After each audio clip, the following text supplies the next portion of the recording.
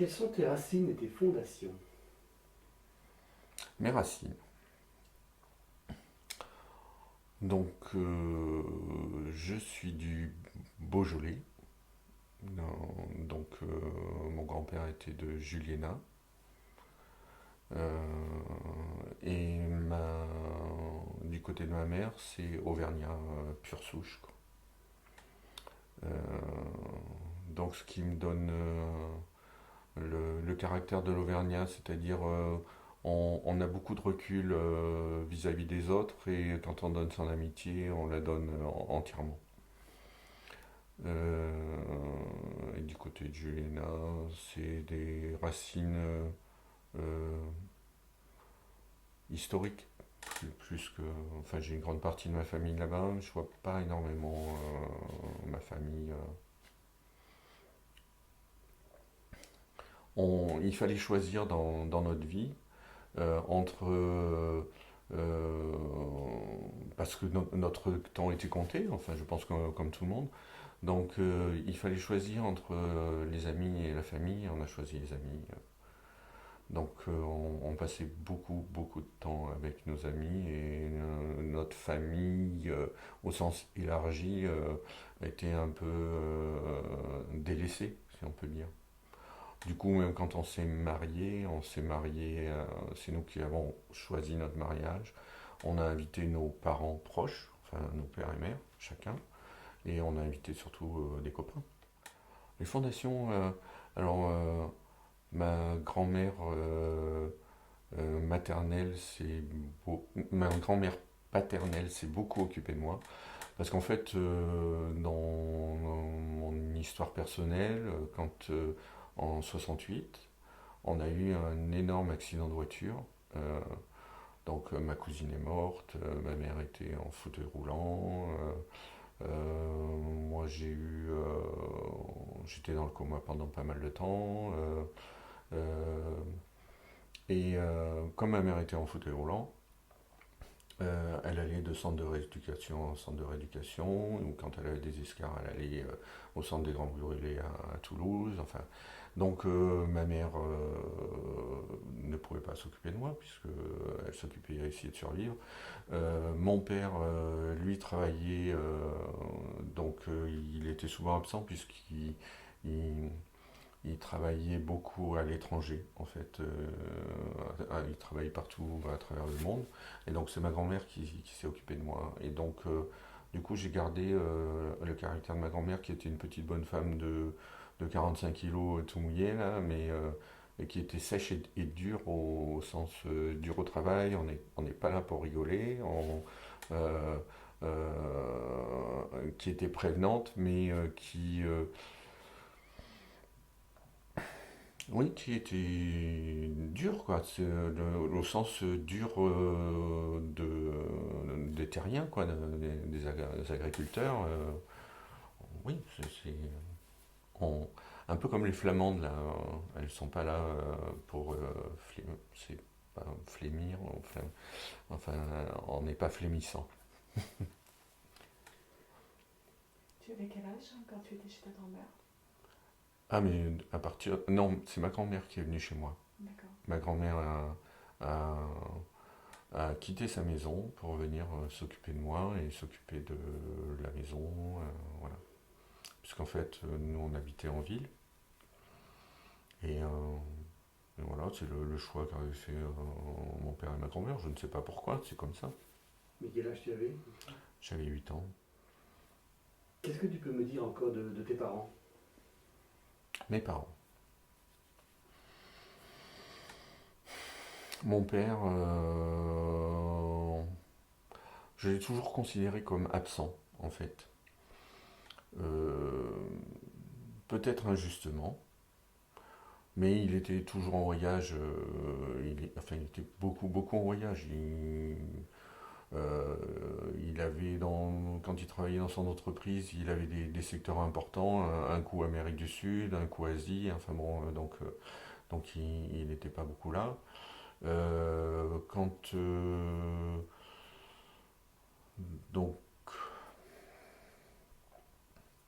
donc oui, il était beaucoup en déplacement. Euh, on a eu notre accident. J'ai l'impression que c'était aussi sa soupape de sécurité. Il partait parce que c'était trop dur pour lui, quoi. Humainement, ça peut être compréhensible en fait. Quand on a eu notre accident de voiture, du jour au lendemain, il a eu les cheveux blancs, en fait. Et, et ma mère, donc en fait, ma mère, j'ai toujours connue comme une femme dure. C'est l'impression que j'avais moi en tant qu'enfant et en fait tout le monde autour d'elle l'a trouvée super gentille, prévenante, attentionnée. Et ma mère était un cordon bleu. Donc, elle m'a appris la cuisine. C'est moi qui ai toujours fait la cuisine après à la maison. Elle m'a appris à la cuisine, les tours de main, etc. Et puis quand j'étais enfant, quand il n'y avait pas de gâteau en dessert, je disais il n'y a pas de dessert. Le fruit, c'était pas un dessert, quoi. Donc voilà. Donc on mangeait super bien. Et, euh, et avant d'avoir l'accident de voiture, elle était couturière, ma mère. Donc en fait, les gens venaient la voir avec les catalogues Elle ou autres, enfin de modes et travaux. Et ils disaient je veux ça, et elle leur faisait le manteau, le pantalon, enfin voilà. Donc elle avait un peu d'or dans les mains en fait, ma mère. Voilà. Et donc après, elle a été très longtemps en fauteuil roulant. Donc ça complique quand même pas mal la vie, quoi.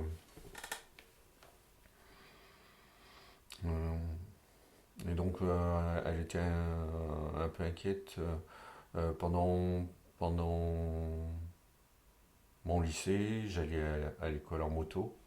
Donc j'avais une petite 125 et j'avais toujours des questions. Elle fait attention, elle fait là ci, elle fait là. Et je disais, mais attache ta ceinture aussi pendant que tu y es. Donc voilà. Et j'ai eu beaucoup d'accidents de moto en plus. Oui. Elle est restée en fauteuil roulant, ta maman, ou après elle a pu se lever ensuite Elle a toujours resté en fauteuil roulant parce qu'en fait elle avait une double fracture de la colonne vertébrale et elle avait une rupture de la moelle épinière au niveau des 3 des 4. Donc, alors des 3 des 4 c'est vertèbre dorsale très haut en fait. Donc il n'y avait plus de possibilité de rattrapage. En fin de vie, il y a eu des grosses améliorations au niveau des fauteuils roulants. Donc elle avait pris un fauteuil de verticalisation. En fait, on attache les jambes, on attache le corps et le fauteuil peut se lever. Ce qui fait que ça permet de moins avoir d'escarres, d'améliorer au niveau de la circulation, améliorer la dureté des os pour éviter trop d'ostéoporose et trop de fragilisation au niveau des membres. Mais oui, elle a toujours été en fauteuil roulant. Et en fait, bon, comble de chance, elle est pas morte d'une V simple, elle est morte d'un cancer du sein en plus, quoi. Donc super. D'ailleurs, c'est une inquiétude vis-à-vis de ma fille parce que ses deux grands-mères sont mortes de cancer du sein, donc elle a une chance sur deux d'en avoir. Et ton père, il faisait quoi comme profession? C'était un commercial pour une entreprise qui faisait de la régulation. Donc il vendait, parce qu'il faisait pas, il vendait tous les systèmes de régulation dans les centrales, donc pétrochimiques, nucléaires, papeterie, vous savez, c'était toutes ces pièces avec des compteurs partout là, et donc il vendait ça. Donc c'est pour ça qu'il partait à travers tout le monde. Comment tu étais, toi, en tant qu'enfant, avec le handicap de ta mère? C'est compliqué. En fait, ça m'a beaucoup.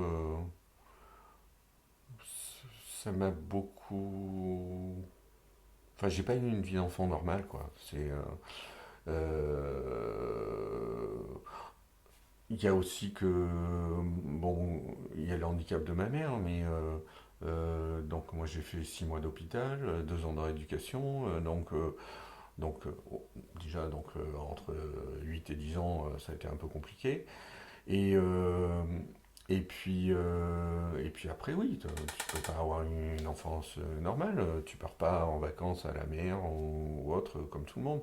En fait, quand je partais en vacances, on partait voir ma mère dans les centres de rééducation. Donc, que ce soit Kerpa, Braine-les-Bains, je sais pas comment ça s'appelle à Paris. Voilà, oui, c'était pas une enfance normale, insouciante, quoi. Qu'est-ce que tu as appris de tes parents?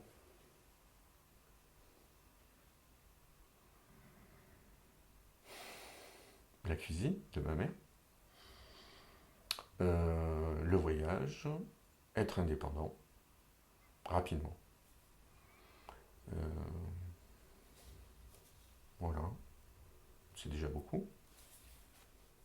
Et toi, quel enfant tu étais? Solitaire.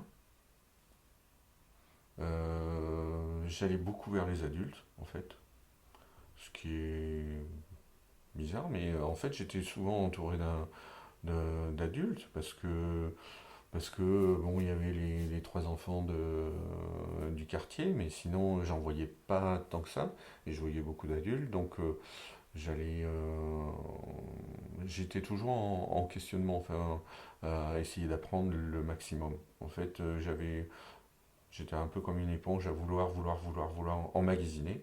Et ça m'a duré longtemps, en fait, de vouloir emmagasiner des connaissances, presque jusqu'à 50 ans, là, j'ai emmagasiné le plus possible pour arriver à maintenant faire la synthèse et puis même ouais, c'est pas faire une synthèse, c'est euh, euh, faire ma vie à partir de ces connaissances. Enfin, je sais pas comment dire. C'est pas une synthèse au sens technique, c'est trouver ma voie à partir de ces connaissances. Et oui, donc il m'a bien fallu attendre d'avoir 50 ans pour ça, quoi. Tu dis que tu es enfant unique. Mhm. Comment tu as vécu ce manque de fratrie, ou peut-être pas le manque, en fait, cette absence de fratrie? Alors, moi je voulais 8 petits frères et 8 petites sœurs. Donc, j'étais un petit peu frustré. Et donc, dans un premier temps, on a habité dans un appartement à Clermont. Et puis, bon, de toute façon, c'était pas viable, il fallait trouver une autre solution. Donc, on est allé habiter à Serra. On a racheté, enfin, bon, mon père a acheté une maison qui était hors de hors d'air. Et puis, je l'ai aidé à faire l'électricité. Enfin, j'étais petit, mais bon, je tirais les filles. Enfin, voilà. Et donc on a eu cette maison qui était dans un petit quartier et donc j'avais des enfants voisins mais qui étaient tous plus grands que moi et donc ben, j'allais vers eux quoi. Donc oui c'est un truc qui m'a manqué et c'est pour ça que quand on a fait des enfants on en a fait deux. Ma femme en voulait plus mais moi, j'étais pas prêt, mais bon, on n'en voulait pas un seul, quoi. Parce que, parce que ça m'avait manqué. Ma femme il était trois sœurs, mais moi, fils unique. Ouais, c'était un manque. Alors, euh, c'est un manque, mais après, je vois beaucoup de gens, beaucoup de familles où les enfants s'entendent pas, donc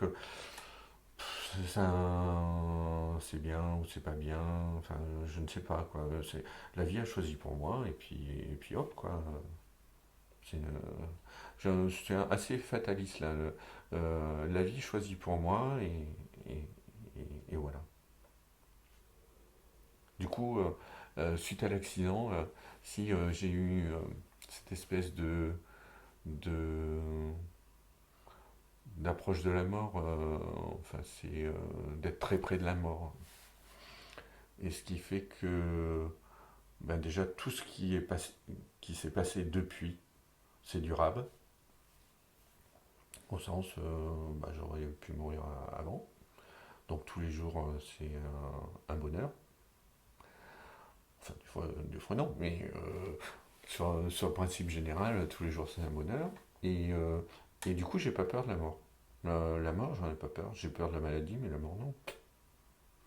C'est, C'était un choix de tes parents d'avoir un seul enfant ou c'est comme tu dis, la vie qui a fait que nous décider? alors, c'est la vie qui a fait ça. Parce qu'en fait, euh, ma mère avait un premier mari. Ma mère était née en 27 et mon père est né en 36. Et donc, ils avaient une grosse différence d'âge. Ils se sont mariés dans les années 60 parce que ma mère avait un premier mariage avec quelqu'un qui a été déporté, en fait, qui était juif, et il a été déporté. Et donc il s'était évadé 3 fois des camps de concentration. Et, euh, et quand la guerre est finie, il est mort d'une leucémie. Donc comme quoi, on est un petit peu marqué dans la vie, hein, c'est que si on doit crever, c'est que ça doit se faire. Donc du coup, après, elle est restée toute seule un long moment.